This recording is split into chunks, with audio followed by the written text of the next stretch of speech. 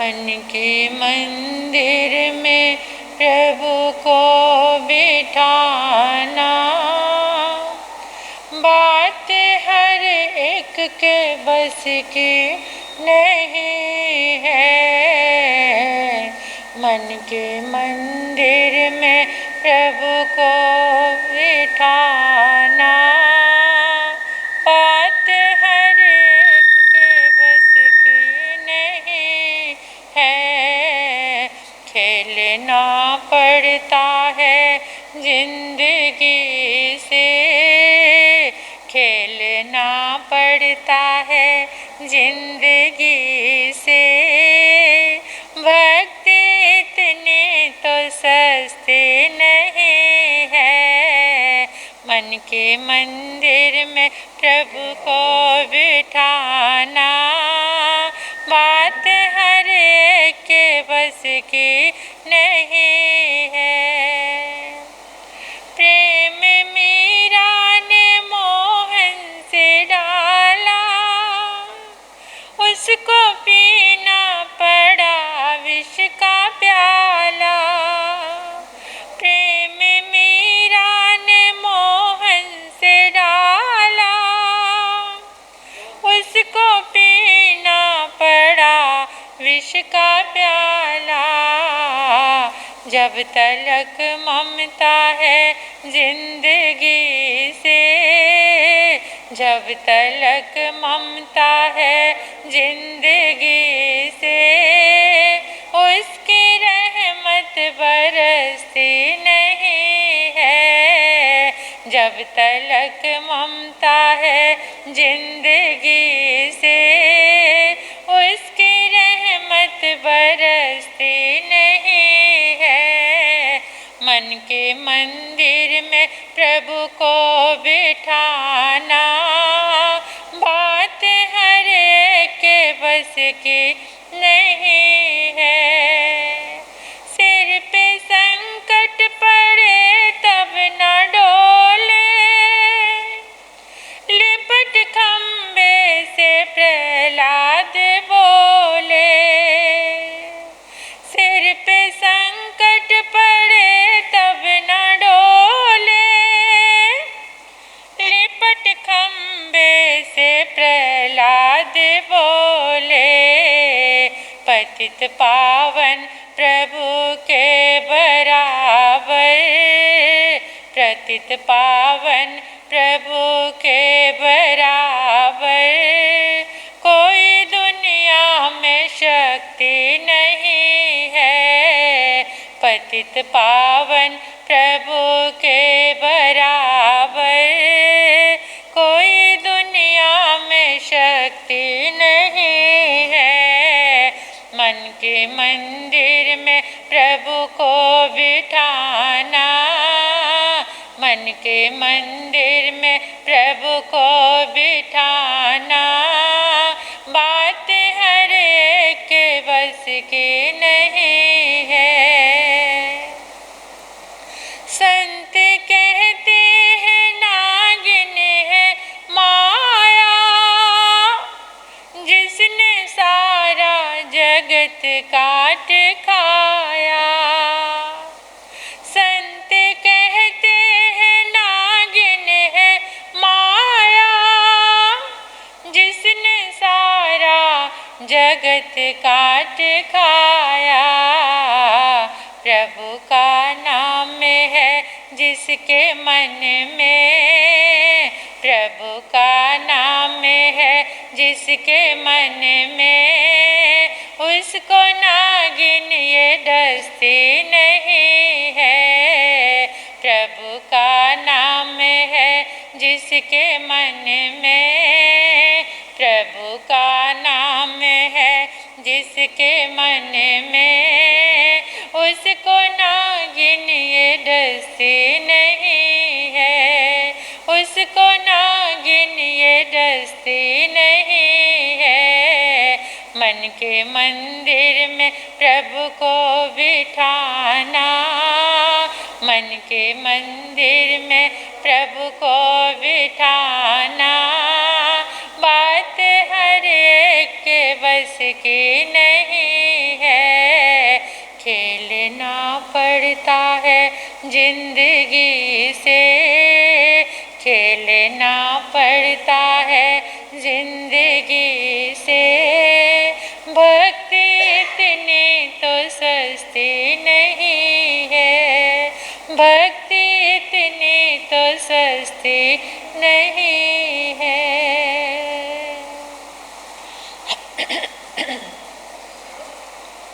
अनंत अनंत मैत्री के मसीहा, दया और करुणा के अवतार परम पिता परमात्मा प्रभु महावीर के चरणों में कोटि कोटि वंदन करती हूँ, नमन करती हूँ।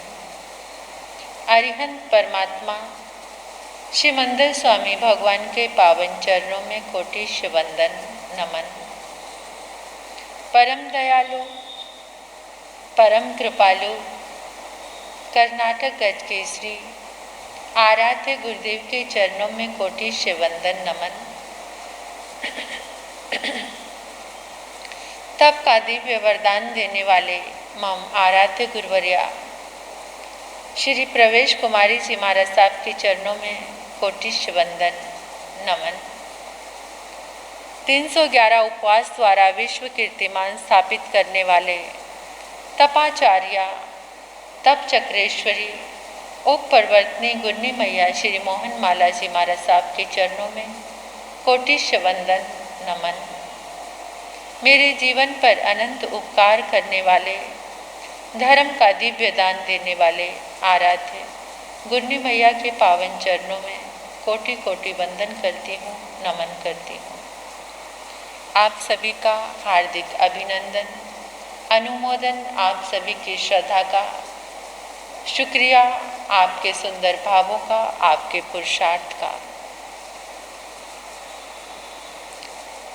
जीवन में जब धर्म के लिए पुरुषार्थ बढ़ता है तो जीवन कुंदन बन जाता है, सुंदर बन जाता है। देखिए, हमारा जो जीवन है इसमें पग पग पर कहीं पर भी हमारी परीक्षा हो सकती है। जो परीक्षा में सफल हो जाते हैं, चाहे वो सामाजिक जीवन जी रहे हैं उसमें परीक्षा हो सकती है, चाहे वो धार्मिक जीवन जी रहे हैं उसमें हमारी परीक्षा हो सकती है। कि जीवन में जहाँ जहाँ हमारी परीक्षा होगी वहाँ पर वो स्थान कोई भी हो सकता है, चाहे घर हो, चाहे बाहर हो, चाहे कहीं पर भी हम हों, उसको कहते हैं एग्जामिनेशन हॉल। यानी एग्जामिनेशन हॉल हमारा घर भी बन सकता है, हम समाज में रहते हैं वहाँ भी बन सकता है, हम कहीं बाहर गए हुए हैं, हम साधु जीवन में हैं वहाँ भी बन सकता है, हम श्रावक के व्रत ग्रहण किए हैं वहाँ पर भी बन सकता है। एक जीवन होता है ढोंग का जीवन और एक जीवन होता है ढंग का जीवन। ढंग का जीवन यानी जिसको सुंदर ढंग से जीवन जीना आ गया, किसी भी फील्ड में रहकर कहीं पर भी हम रह रहे हैं वहाँ पर हमें ढंग का जीवन जीना आ गया, सलीके से जीना, सुंदर सलीके से। और एक ढोंग का जीवन है, जीवन में कुछ नहीं, केवल पाखंड, मतलब बाहर की नज़र में ऐसा दिखा रहे हैं कि हम कितने अच्छे हैं, लेकिन भीतर में कुछ भी नहीं है, खाली है। ऐसा जो ढोंग का जीवन होता है वो जीवन बेकार होता है।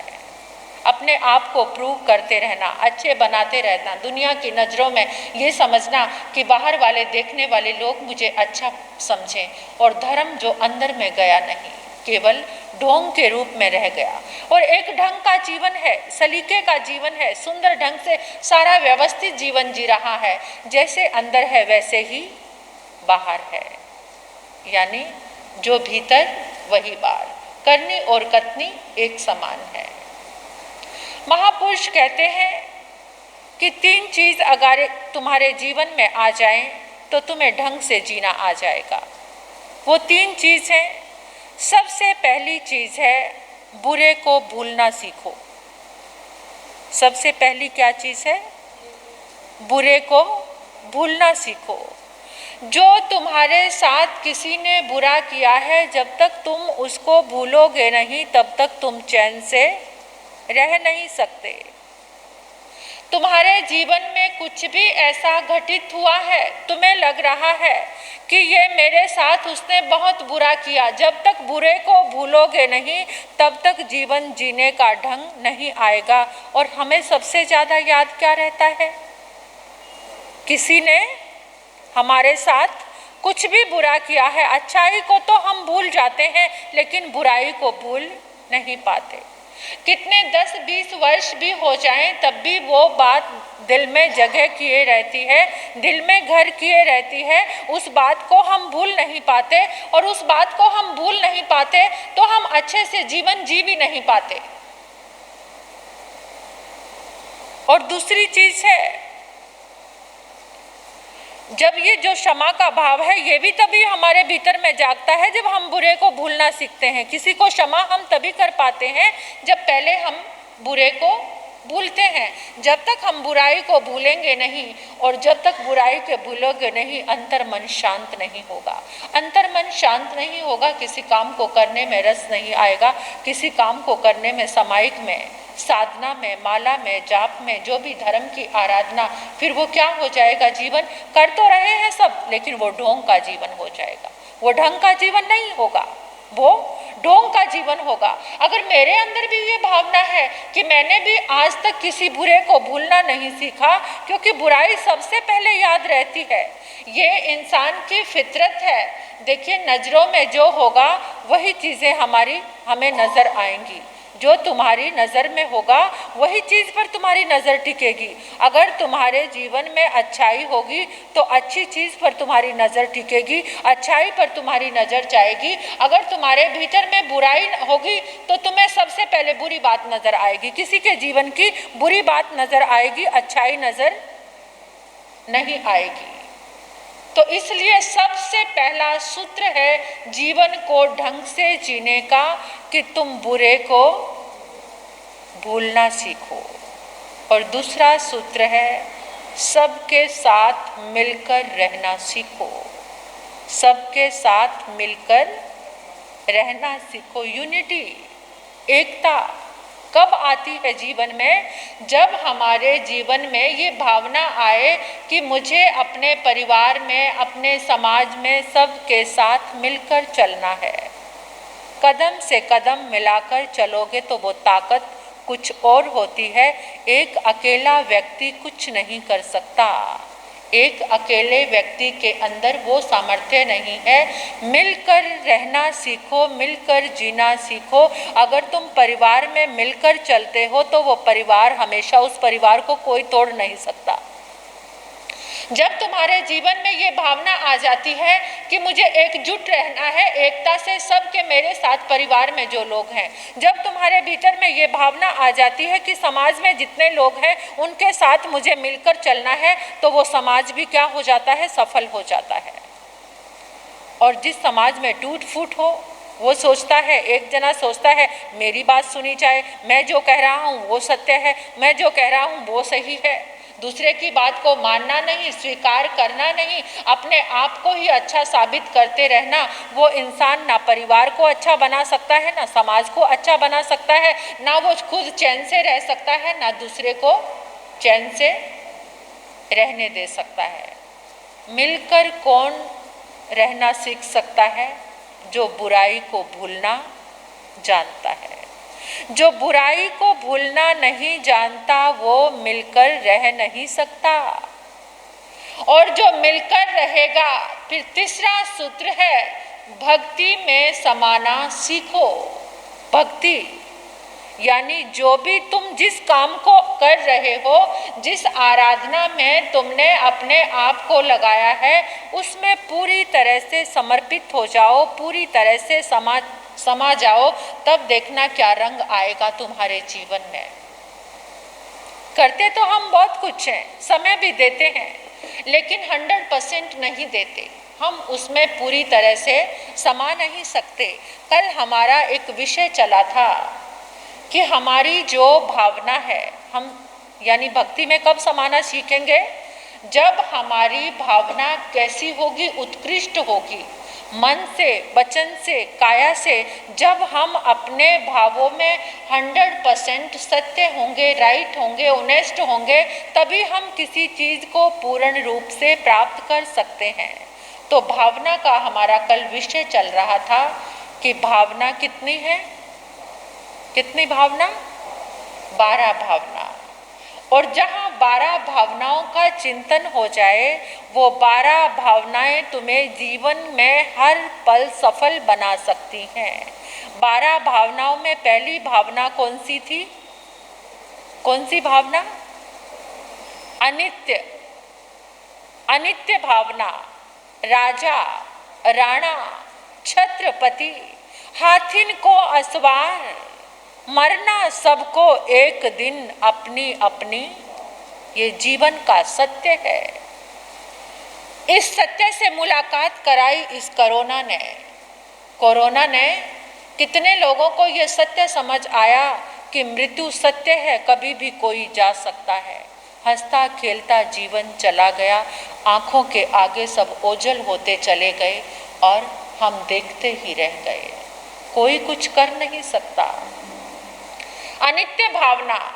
भावना किसे कहा? कल मैंने ये आपके समक्ष बताया था कि भावना कहते हैं हमारे आचार्यों ने, हमारे आगमकारों ने आगमों में इसे अनुप्रेक्षा कहा है।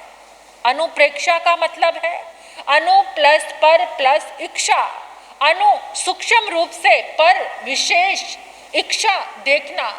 यानी आया था कि जो हमारी कोशिकाएं हैं, कोशिकाओं में ज्ञान केंद्र है, प्रकाश केंद्र है, एक बिजली का कारखाना है, इलेक्ट्रिसिटी पूरी हमारी कोशिकाओं में इलेक्ट्रिसिटी है। और जब हम अपनी कोशिकाओं में अपनी भावना को बार बार भेजते हैं, बार बार भेजते हैं, तो उसका प्रभाव कैसे भेजना? आपने सुबह उठकर सोचा कि आज का दिन बहुत अच्छा है, आज देव गुरु धर्म की कृपा से मेरा ये काम जरूर बनेगा।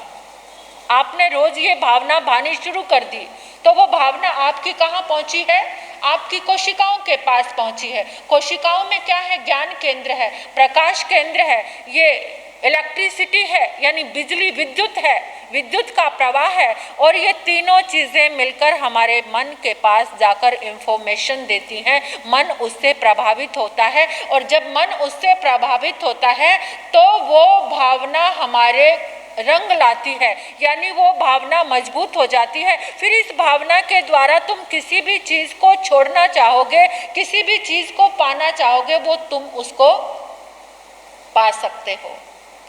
आजकल तो जगह जगह ऐसी स्पीच आ रही हैं, आपके पास ऐसे प्रवचन पहुंच रहे हैं कि हम जितना पॉजिटिव थिंक रखेंगे, जितनी पॉजिटिव सोच रखेंगे, उतने ही हमारे काम अच्छे बनेंगे।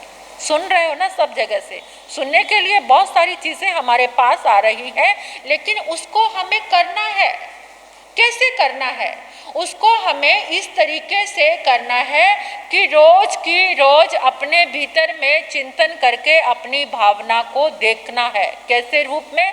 सूक्ष्म रूप में। यही अनुप्रेक्षा है। और ये जो अनुप्रेक्षा है, आचार्य उमा स्वाति ने कहा है कि 12 अनुपेहा, 12 प्रकार की अनुप्रेक्षा है।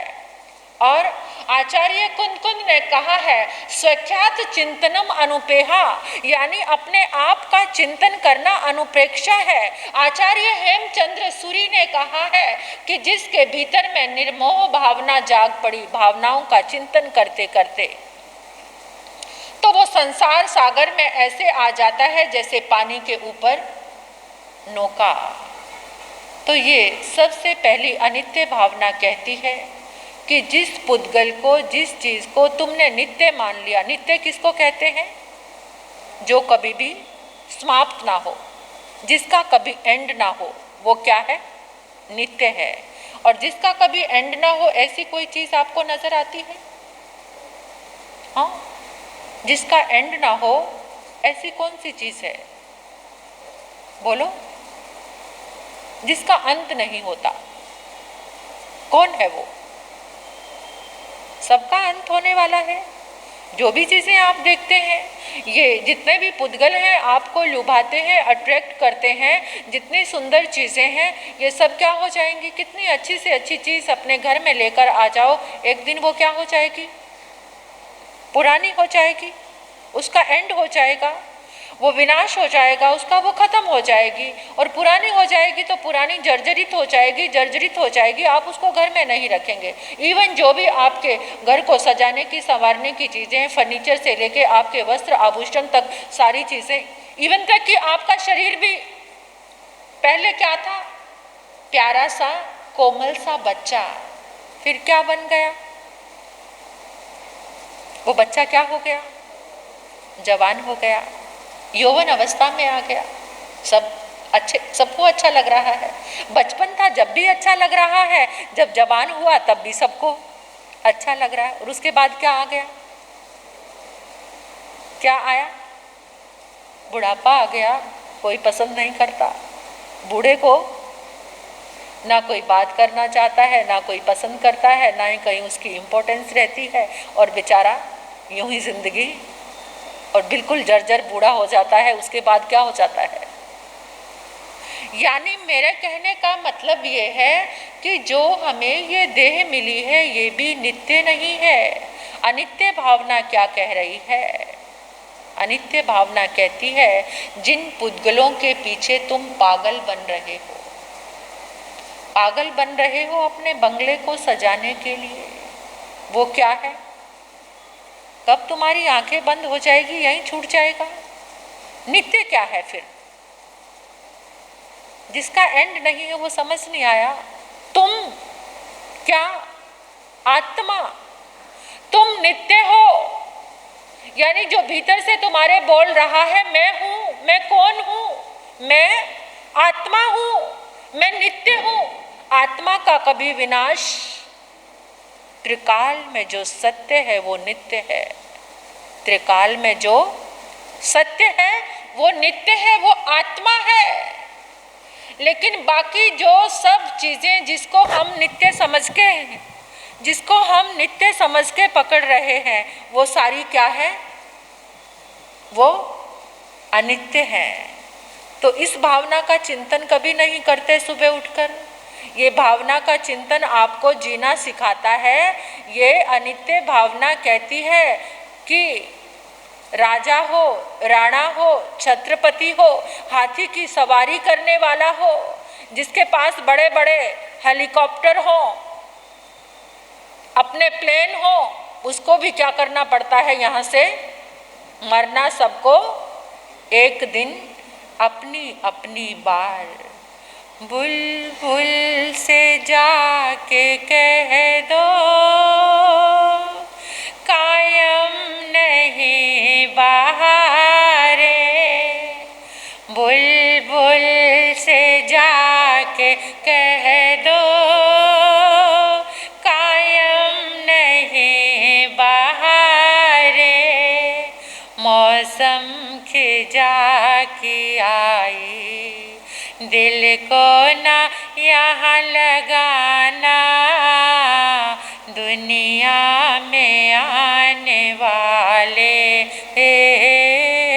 जाना ना भूल जाना, जाना ना भूल जाना, जाना ना भूल जाना। अनित्य भावना कह रही है बुलबुल खिले हुए गुलशन में, महकते फूलों के बीच में बैठी बैठी चहचा रही है, गुनगुना रही है। कह दो उससे ये बहारें कायम नहीं है, यहाँ पर खिजा भी आने वाली है, पतझड़ भी आने वाली है, ये फूल खिले मुरझाएंगे, गिर जाएंगे, जो हरे हरे कोमल कोमल पत्ते हैं वो भी गिर जाएंगे। जीवन भी तो ऐसा ही है, जीवन भी ऐसा ही है। इस जीवन के लिए क्या समझते हो, क्या सोचते हो, किसका अहंकार करते हो? कुछ भी तो नहीं। एक पल में कोई सोया है और सुबह उठता नहीं है। सामान 100 बरस के पल की खबर नहीं, आगाह अपनी मौत से कोई बशर नहीं। कितने संयोजना की होगी।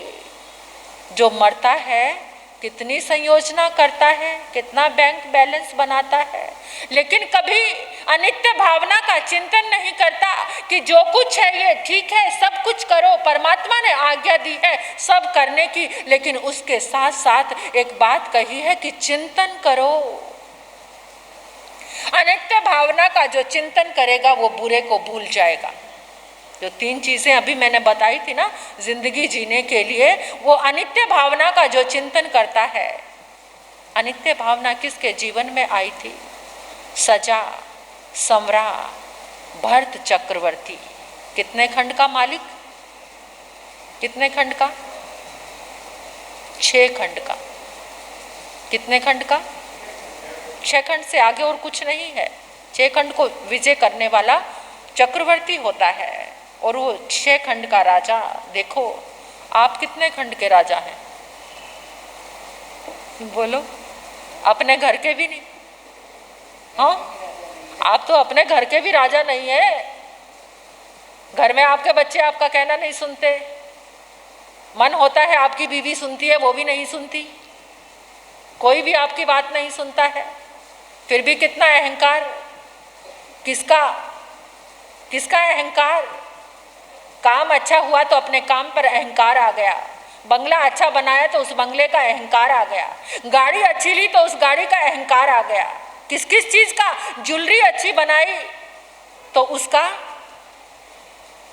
ड्रेस अच्छी कहीं पहन कर गए तो 10 लोगों के ऊपर नजर जा रही है, कौन कौन मुझे वॉच कर रहा है। किस चीज का अहंकार है? कुछ भी पास नहीं है, तुम्हारे घर में तुम्हारा कहना मानने वाला कोई भी नहीं है, फिर भी अहंकार है। झूठा, मिथ्या, ढोंग, ये ढोंग का जीवन है जिसको हम जी रहे हैं। भीतर कुछ गया नहीं, ढोंग ही ढोंग जीवन में करते रहे तो मिलता भी फिर वैसा ही रहा, वैसा ही मिलता रहा। भरत चक्रवर्ती अरीसा भवन था। कैसा? जैसे आप लोग भी आजकल एक सजने संवरने का कक्ष बनाते हो, क्या बोलते हो उसको? हाँ, ड्रेसिंग, हाँ ड्रेसिंग रूम। ड्रेसिंग रूम बनाते हो, वो भी ड्रेसिंग रूम में पहुंच गए। वो 6 खंड के राजा थे, उस हिसाब से ड्रेसिंग रूम था उनका। चारों तरफ शीशे लगे हुए हैं, पीछे से, साइड से, आगे से, सब जगह से नजर आऊं। आप लोग भी ऐसे ही करते हो? बड़े बड़े घरों में बहनें कहती मेरा ड्रेसिंग रूम देखो महाराज साहब, महाराज साहब को दिखाते हैं ड्रेसिंग रूम। अरे महाराज साहब क्या ड्रेसिंग रूम देखेंगे? महाराज साहब यहाँ भी चरण पाओ। मैंने बड़ी हसरत से, बड़े एकदम मनहार से अपने ये ड्रेसिंग रूम बनाया है। वाह क्या कमाल का, चारों तरफ शीशे लगाते हैं, आगे से भी दिखाई दे, पीछे से भी दिखाई दे, साइड से भी दिखाई दे, यानी ड्रेस का कोई भी हिस्सा बचे ना, वो पहनकर सज संवर कर कैसे लगते हैं ये दिखना चाहिए। फिर अब देखिए भरत चक्रवर्ती अपने आप को कैसे देख रहे हैं। सजे संवरे, बाजूबंद, गले में हार, हाथों में अंगूठियां, सिर पर मुकुट लगा हुआ है। क्या रूप है, क्या लावण्य है मेरा, मैं कितना खूबसूरत हूं। आप लोग भी सज संवर के कभी सोचते हैं ऐसा? सोचते ही होंगे। जिस समय अच्छे से जेवर पहनकर, सुंदर ड्रेस पहनकर क्या कमाल का लग रहा हूं, है ना। और दर्पण में, शीशे में तो हर कोई अपने आप को देखकर समझता है कि मेरे जैसा कौन है, समझते हैं ऐसे सज संवर के। ऐसे ही भरत चक्रवर्ती भी सोच रहे थे। इतने में क्या हुआ, सजे संवरे भरत चक्रवर्ती, एक उंगली की जो अंगूठी है वो नीचे गिर गई। उंगली की अंगूठी नीचे गिर गई। भरत चक्रवर्ती देखने लगे, मेरा हाथ, ये उंगली, और उंगलियों की अपेक्षा ये उंगली भद्दी लग रही है, खराब लग रही है। जिसमें अंगूठियां पहनी वो सारी उंगलियां इतनी सुंदर दिख रही है, और ये एक उंगली, क्या मेरी उंगली की शोभा इस अंगूठी से? ऐसा चिंतन चल पड़ा। दूसरी उंगली की अंगूठी उतार दी, तीसरी उंगली की अंगूठी उतार दी, सारी उंगलियों की अंगूठी उतार दी, बाजू बंद उतार दिए, कंगन उतार दिए, गले का हार उतार दिया, सिर से मुकुट भी उतार दिया। क्या इन बाहर के पुद्गलों से मेरी शोभा थी? क्या ये बाहर के पुद्गल मुझे शोभायमान कर रहे थे? मेरा अपना सौंदर्य कुछ भी नहीं? क्या आपके भीतर ऐसा चिंतन, ऐसी भावना कभी जागी? ऐसी भावना कैसे जागेगी? हम तो बूढ़े शरीर को भी जवान बनाने की कोशिश करते हैं ना, सफेद बालों को काला, और क्या क्या करते हैं पता नहीं। बहनें तो क्या क्या जा जाकर करवाती हैं ब्यूटी पार्लर में कि चेहरा कैसे दिखे, जिसके हमको तो नाम भी नहीं मालूम है। लेकिन बुढ़ापे से कोई बचा नहीं सकता। कितनी भी ताकत लगा लो, कितना भी कुछ कर लो, बुढ़ापे से कोई बचा। थोड़ी देर का वो चमकता चेहरा जो ब्यूटी पार्लर से आओगे, 2-4 दिन के बाद फिर असलियत में आ जाएगा, फिर वो असली चेहरा बन जाएगा। थोड़ी देर की चमक थी, वो चमक खो जाएगी, क्योंकि वो चमक कैसी है? टेम्परेरी, परमानेंट नहीं है। जो चीज तुम्हारे पास परमानेंट है, तुम हर पल उसकी अवहेलना, उसको इग्नोर कर रहे हो। जो टेम्परेरी है उसको पकड़ रहे हो, जो टेम्परेरी है उसके पीछे पागल होकर दौड़ रहे हो। ये देह टेम्परेरी, ये श्रृंगार टेम्परेरी। भरत चक्रवर्ती सोचने लगे, ये सब कुछ क्या है? क्या है ये? कुछ भी तो नहीं। इनसे मैं अपनी शोभा समझ रहा था, इस श्रृंगार से अपना जीवन समझ रहा था, ये कुछ भी नहीं है। और एकदम अंदर इतना जागरण हुआ, किस अनित्य के पीछे दौड़ रहा है भरत? देख, एक उंगली से अंगूठी गिरी तो वो सुंदर नहीं दिखी। क्या तेरे आत्मा का सौंदर्य कुछ भी नहीं है? क्या तेरे भीतर का सौंदर्य कुछ भी नहीं है? इतना चिंतन चला कि उसी कक्ष में खड़े खड़े, उस ब्यूटी पार्लर में खड़े खड़े, उस ड्रेसिंग रूम में खड़े खड़े भरत को क्या हो गया? क्या हो गया? केवल ज्ञान हो गया, केवल ज्ञान और केवल दर्शन हो गया। ऐसा चिंतन कभी चला है? एक दाग कहीं चेहरे पर नजर आए और उसको भी छिपाने की कोशिश करते हो, बल्कि और चेहरे को असलियत देखने की कोशिश। असलियत से बड़ा डर लगता है, सत्य से बड़ा डर लगता है, झूठ से प्रेम है। झूठी प्रशंसा, झूठा ढोंग, झूठी चीजें, ये सब हमारी जिंदगी के पर्सनैलिटी बन गई है, ये सब हमारी जिंदगी के मायने बन गए हैं। उसी समय भरत चक्रवर्ती के भीतर में अनित्य भावना जागी और कहने लगे, राजा राणा छत्रपति, हाथिन को असवार, मरना सबको एक दिन। अनित्य भावना भीतर। अरीसा भवन में को देखकर कोई भाव जागता है तो ये अनित्य भावना पुकार कर कहती है कि अचेय कालो तरंतिरायो नया विभोगा पुरिसाण निचो। ये रात्रियां दौड़ रही हैं, ये दिन दौड़ते चले जा रहे हैं, ये क्षण क्षण क्षण तुम्हारा बीतता चला जा रहा है। जो तुम्हारे पास है, पानी की बूंद, ओस की बूंद को देखा, वो ओस की बूंद क्या है? कितनी देर की है? उतनी देर की जीवन की चमक है। हाथ में पकड़ा हुआ पानी, अंजलि में पकड़ा हुआ जल। मत कर काया को अभिमान, मत कर माया को अभिमान, कायागार से काची। मत कर माया को अहंकार, मत कर काया को अहंकार, कायागार से काची।